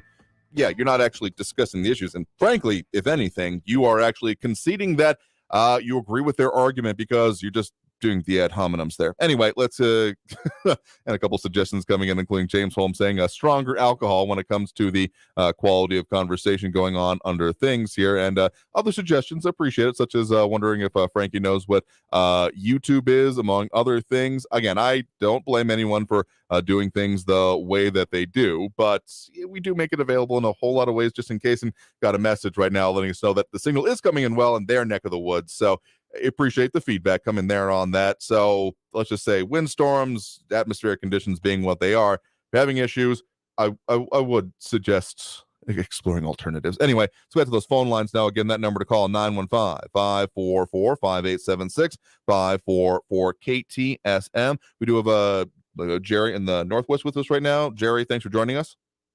Well, thank you, Andrew, for taking my call. Sure thing. What's on your mind? Well, I want to discuss this issue with placing the drug cartels as terrorists. Mm-hmm. And I agree they are terrorists. They're narco-terrorists. And they've been terrorizing they've been terrorizing all of Mexico, basically, for since 2006 or so? I mean, sure. I mean, pick a date, and I would probably agree with you. I mean, basically, the way I kind of see it, maybe not exactly, but kind of globally in like shifts of history, kind of like as prohibition kind of tapered off, and then we saw, the increase of, other illicit substances becoming more interesting. That at least that's what I kind of pinned the era of history to their rise. So I would go back that far, frankly. Oh, really? Well, yeah, we can go back to the days of Columbus, I guess. When Pancho Villa invaded Columbus. Oh, Columbus, New Mexico, not Columbus the Explorer. Okay, no, I got you there. Yes, yes. Columbus, New Mexico. Oh, yeah, that would be a potential. Yeah. But what are the unintended consequences if we go in and we strike certain individuals with the airstrike from a drone or whatever? How much is going to bleed back or reverberate back into the city of El Paso? Will there be bombings in El Paso caused by these terrorists? They're not going to give up their wealth. And as I stated last Friday, they have made over 150 billion. That's with a B, 150 billion in human trafficking and drug-related things. They use that money, most of them, to help upgrade their capabilities. I know that they have a serious and well thought out communication system down there. And I do know that they were also trained by some of our elite soldiers over in Fort Hood. So, what's going to be reverberating back on us? What's going to be the collateral damage in New Mexico, Texas, Arizona, California, if we do place them on the terrorist watch list or pull them and start bombing them with drones?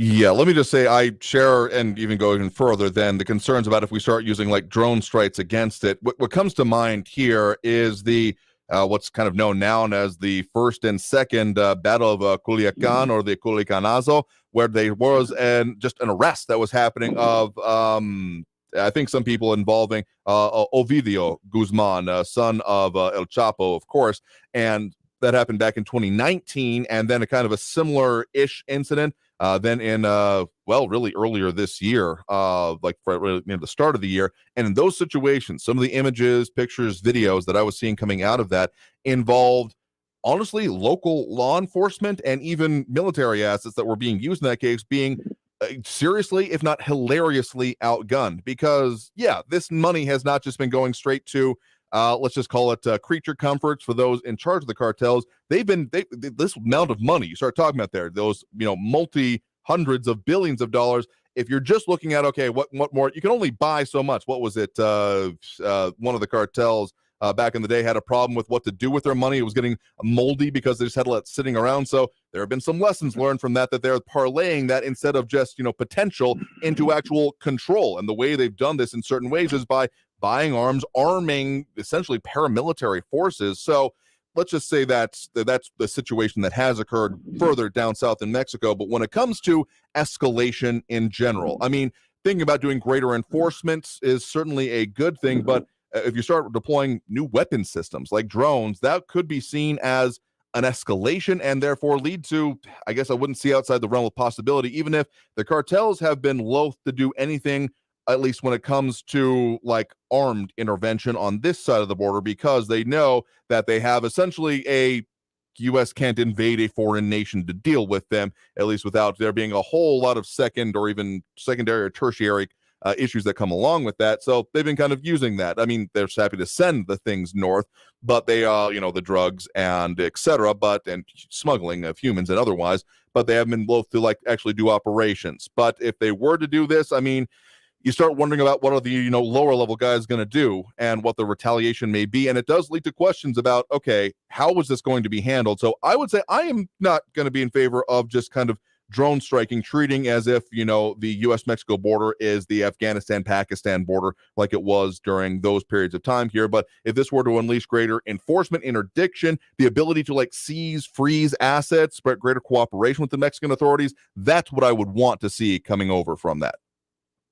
Well, I agree with you on the enforcement and blocking of their monetary needs or capabilities as far as the drug cartels go. Sure. But at the end of the Afghan war, when we had that debacle of pulling out of Afghanistan at that Air Force base there, they did a drone strike afterwards, claiming that it was on individuals that caused the 13 dead Army and Marine personnel we had that were trying to evacuate our people. Come to find out that was a humanitarian individual who his job was delivering water to other people. He was not a terrorist. He was a humanitarian worker. So him and his family, 8 children, were vaporized basically because of a drone strike. So what happens when we have politicians that are in Mexico that are affiliated with the cartels and we do a drone strike on them? Will Mexico then declare war on the United States? We have enough enemies.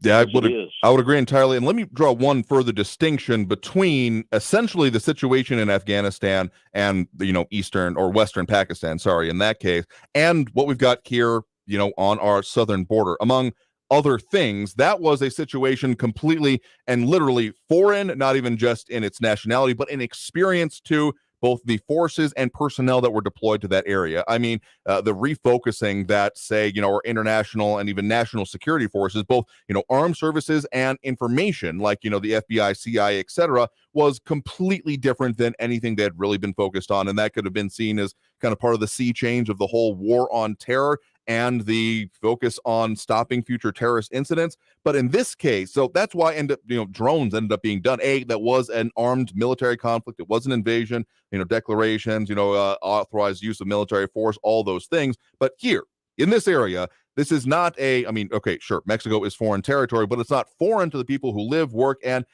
do things here. I mean, there are plenty of people that have experience and will be able to do that more, let's call it surgical, or at the very least more dedicated enforcement and efforts, as opposed to, well, we're not sure, so let's start lobbing missiles kind of mentality. So I would say that with a terrorist designation, yes, it does maybe raise the specter and possibility of drones and things like that being used, but I would see this maybe opening up more of the, enforcement capability and that side of it. At the very least, that's my hope, because, yeah, if we see an escalation in use of force, arms, weapon systems, etc., that does leave the question of what escalation will happen reciprocally on the other side. Well, first, before they even start on that, we need to secure the border. And I don't mean close it. I mean secure it from people coming across that we don't know about. Because currently, the cartels have people in some of these cities and towns in the United States that work for them. That are their mules and distributors of the drugs in South. So we need to secure the border first off. And before we start doing other things, right, and we take their money, we also need to put up some kind of inspection place in Mexico to see if the drugs coming from China to do the fentanyl and such like that can be stopped. So we need to work with Mexico on inspections from ships coming from China and places like that. So that's my suggestion. Okay. Before we start putting aircraft or drones in the air, searching for enemy. Yeah, what was it kind of comes to mind here? It's a little bit before I was old enough to see it, but what was it? Not exactly the Sum of All Fears, but one of those old Jack Ryan movies that kind of got into this similar-ish kind of idea of just kind of doing a unilateral action without involvement with the authorities on the ground, therefore causing greater repercussions. I would say, yeah, if a terrorist designation were to be made, if it doesn't lead to anything besides greater involvement with reliable, and keyword there, reliable Mexican authorities, that would be about the only way I could see that actually progressing. Yes, and working with not only the good politicians they have in Mexico, but also the good law enforcement and their military, so that they can stop it on their side first, without us getting involved. But heck, we're doing it in across the world over there in Ukraine. So why can't we do it with our neighbor? And just for reference here, the movie I was thinking about is actually Clear and Present Danger. If anyone wants to see my movie reference there. Okay. Well, anyway, I'm concerned about this because absolutely, yeah, one or two car bombs in downtown El Paso would not be pretty. Anywhere, much less locally. But yeah, I share a level of concern with you there as well. This is something we'll definitely be keeping an eye on to see if it starts progressing through legislation and then what the actual implementation of it would be. Yes, we need to go through our diplomatic sources first and help Mexico try to control their own nation with good politicians down there and good law enforcement personnel. That would be the way I would go about it. But again, well, this is one of those TBD type of situations. We'll see if it moves forward in legislation and then kind of what designation can come along with it. So appreciate the point in the call. You have a good one there. Thank you. You too. Bye-bye.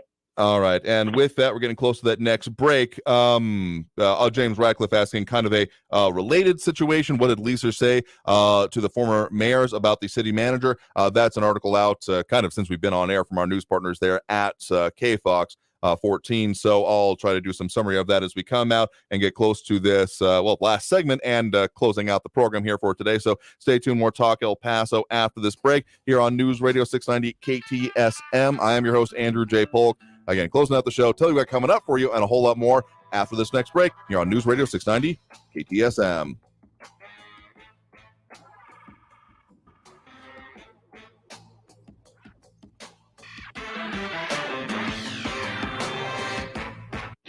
Traffic all day. News Radio 690. Traffic looking pretty good on your El Paso freeways. No major wrecks. I-10 eastbound, a little slow. 5-minute delays from Copia to the Hunter Viscount exit. I-10 westbound at Airway. There's a stalled vehicle on the right shoulder. Injury accident North Loop Drive westbound at North Carolina. And an accident Delta Drive west of Cotton Street. Carrie Edwards, El Paso traffic. This report is sponsored by Our American Stories.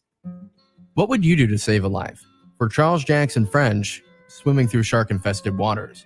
Be sure to catch this week's edition of Our American Stories on the iHeartRadio app, Apple Podcasts, or wherever you get your podcasts. Lanny went to college and racked up huge debt. A little bit over $100,000. For a degree he couldn't use? Now what? I had a friend that went to my computer career and they talked to me about it. He was done in just months. I did do it online. They even helped him get hired immediately after graduation. One of the things I love about IT is that you can work from anywhere you want. You could become an IT pro in just months with zero experience at My Computer Career. It worked for me and I know it can work for you. It's not rocket science. It's mycomputercareer.edu. On Ice-T's Daily Game podcast, the cultural icon unveils words of wisdom and motivational quotes he's collected over the years. No punches are pulled as Ice shares his special brand of profound and brutal honesty on topics like romance, success, failure, and more. You can't sit back and say, I'm going to win this game and not go to practice. You still got to play that game. Faith and your mind is just not going to make it happen. Listen to Ice-T's Daily Game on the iHeartRadio app or wherever you get your podcasts. If you have unfiled taxes or are in debt to the IRS, this is important news. The IRS just rolled out a new program to help struggling taxpayers more easily resolve their tax problems. It's called the Taxpayer Relief Initiative, and it opens up powerful new options for people looking to get back on the right track with the IRS. And no one knows this program like the professionals at Optima Tax Relief, America's most trusted tax resolution company. They've resolved over $1 billion in tax debt for their clients and have the expertise and experience to help you. One easy call to Optima can start the process, helping to put an end to your worries of wage garnishment, asset seizure, and other aggressive IRS actions. Make today the beginning of your fresh start with the IRS. Call the experts at Optima Tax Relief now for your free confidential consultation. Call 800-337-4548. That's 800-337-4548. 800-337-4548. Optima Tax Relief. Some restrictions apply. For complete details, please visit OptimaTaxRelief.com. Did you know that only 2 in 10 El Paso County students graduate with a bachelor's degree? By supporting Border Youth Athletic Association's mission of educational attainment, you will create a long-lasting impact in our students' lives. Your monthly donation enables 4th through 12th grade students access to after-school programs, providing a safe and healthy environment. BYAA engages and empowers El Paso's future through mentorship and leadership development. We believe every player who gets an education wins. Do you? Go to borderyouth.org and show your support for our youth today. Hip, knee, or back pain? See if Arch Supports can help you at the Good Feet store. El Paso's News Radio 690 KTSM. Live from the KTSM AM 690 studios, it's Talk El Paso with Andrew J. Polk. To be a part of the show, follow on Facebook at facebook.com/Talk El Paso. Now here's your host, Andrew J. Polk.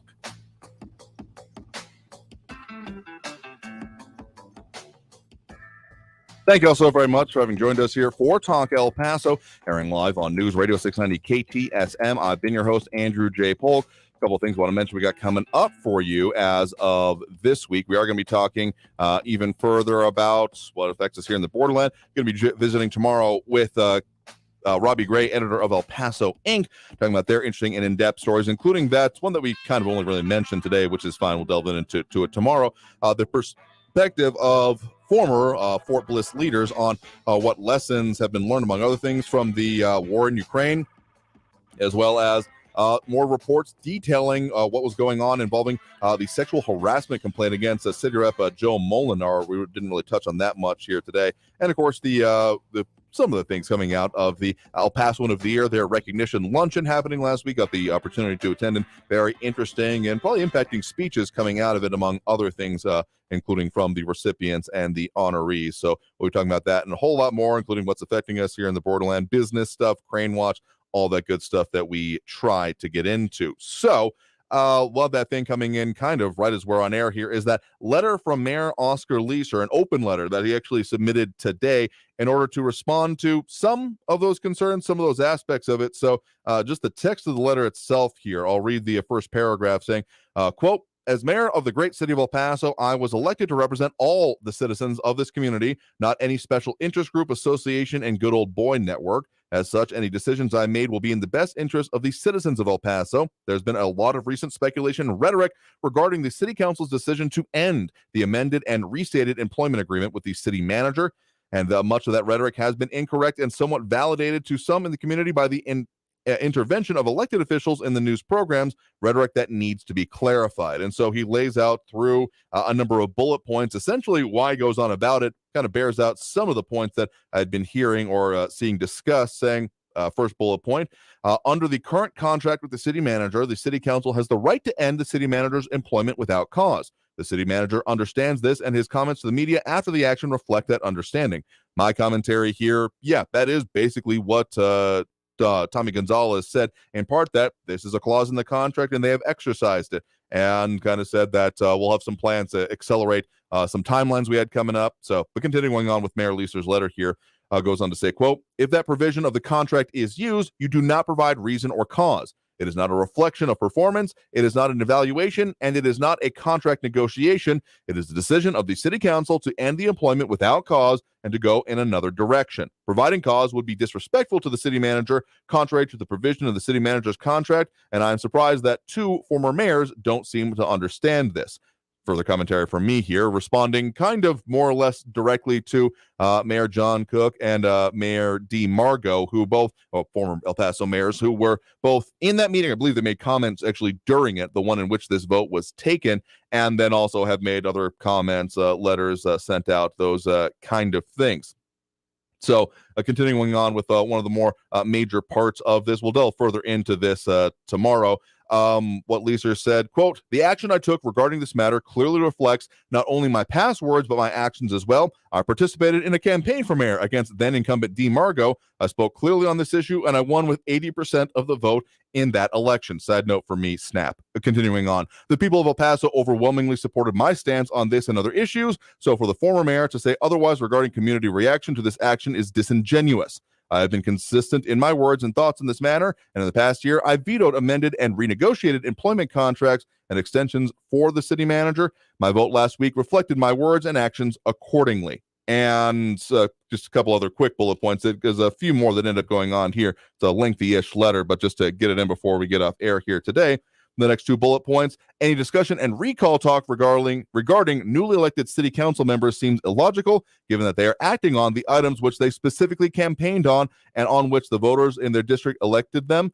And there is no effort to change the city manager form of government, end quote. So those are some response going on in the comments, including from Bernadette Bandicol, going with the "such a good boy" line there. So that's about the first half of the letter. We're about out of time here for this program today. So we'll certainly delve more into this tomorrow, as well as what he kind of sees as coming next and kind of goals for this office.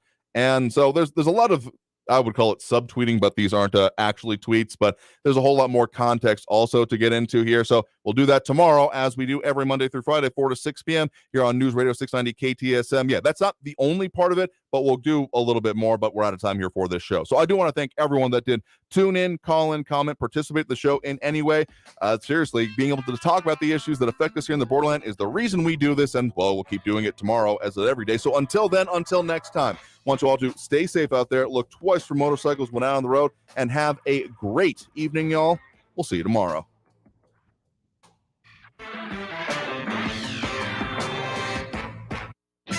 Traffic all day.